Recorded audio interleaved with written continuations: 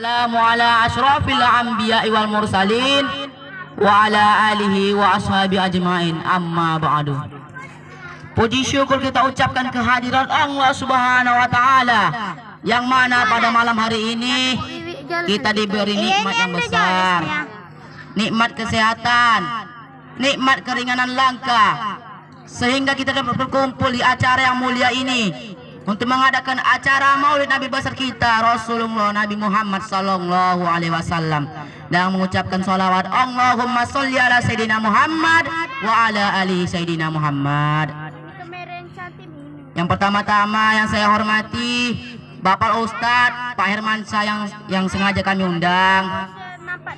Yang saya hormati panitia pelaksana, yang saya hormati tuan-tuan guru kami, yang saya hormati bapak-bapak dan ibu-ibu, dan yang paling saya cintai dan yang paling saya sayangi para abang-abang kami dan kakak-kakak kami dan adik-adik kami yang saya muliakan.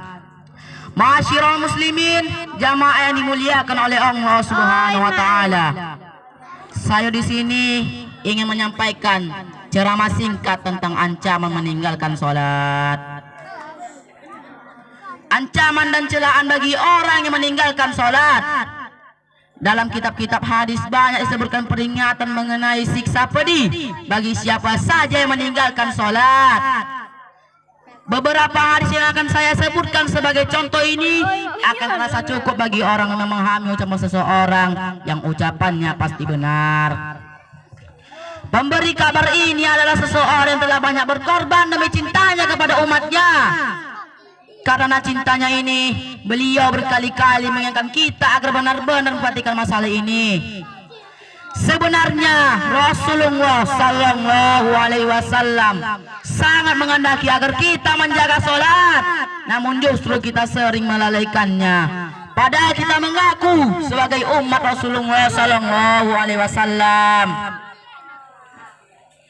Ini adalah satu yang saya sampaikan. A'udzubillahi minasyaitonirrajim. Bismillahirrahmanirrahim. An Jabir bin Abdillah radhiyallahu anhum qala Rasulullah sallallahu alaihi wasallam bainal rajuli wa bainal kufri wa turkus shalah, yang artinya dari Jabir bin Abdillah radhiyallahu anhum, ia berkata, penghubung antara seseorang dengan kekufuran adalah meninggalkan sholat. Hadis riwayat Ahmad Muslim. Dan sabda beliau lainnya, penghubung antara seseorang dengan kekufuran dan syirik adalah meninggalkan sholat. Hadis riwayat Abu Daud Nasai dengan lafaz, tidak ada pembeda antara seseorang dan kekufuran kecuali meninggalkan sholat.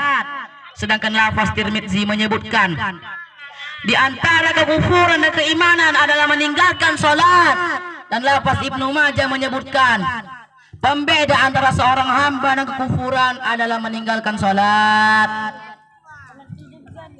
Masih banyak hadis lainnya mengenai hal ini. Sabda Rasulullah sallallahu alaihi wasallam, bersegeralah sholat ketika hari mendung, karena barang siapa yang meninggalkannya pasti akan menjadi kufur. Maksudnya, jangan sampai karena cuaca mendung membuat kita tidak mengetahui waktu sholat yang tepat, sehingga sholat terlewatkan.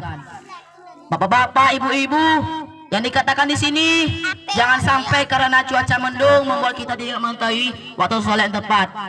Karena cuaca hujan, meskipun rumah kita jauh, kita tidak mengetahui waktu sholat yang tepat, sehingga sholat terlewatkan. Meskipun dapat mengkodanya, sungguh itu termasuk meninggalkan sholat. Betapa keras sabda Nabi Muhammad sallallahu alaihi wasallam, sehingga beliau berfatwa bahwa orang yang mengingkari sholat jatuh dalam kekufuran. Meskipun sebagian ulama berpendapat bahwa hukum kufur dijatuhkan atas bagaimana orang yang meninggalkan sholat. Bagaimanapun juga ancaman ini sangat keras. Oleh sebab itu, barang siapa yang di hatinya terdapat keagungan Rasulullah sallallahu alaihi wasallam dan sabda-sabdanya, maka peringatan ini sudah sangat keras baginya. Selain sabda-sabda Nabi Muhammad sallallahu alaihi wasallam, para sahabat besar seperti Umar, Ibnu Mas'ud, Ibnu Abbas radhiyallahu anhum, dan yang lain juga berpendapat bahwa orang yang meninggalkan sholat tanpa unzur berarti Demikian pula pendapat Ahmad bin Hanbal, Ishaq bin Rahawai dan Ibnu Mubarak rahimahumullah. Semoga Allah menjaga kita dari perbuatan tersebut. Hadis kedua yang saya sampaikan ini sebagai berikut. Bismillahirrahmanirrahim. An Ubadati Samiti radhiyallahu anhum qala ausafi qalili Rasulullah sallallahu alaihi wasallam biabhihi salin faqala la tusriku billahi say'a wa in kutiktum aw huriktum aw sulibtum, yang artinya dari Ubadah bin Samit radhiyallahu anhu, dia berkata, kekasih saya Rasulullah sallallahu alaihi wasallam menasihati saya dengan 7 hal. Janganlah engkau menyekutukan Allah dengan apapun, walaupun kamu dipotong-potong, dibakar atau disalib.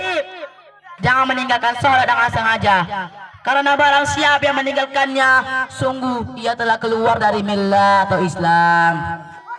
Janganlah bermaksiat, karena bermaksiat itu menyebabkan murka Allah. Dan jangan minum khamar, jangan minum minuman keras, sesungguhnya itu adalah pangkal segala dosa.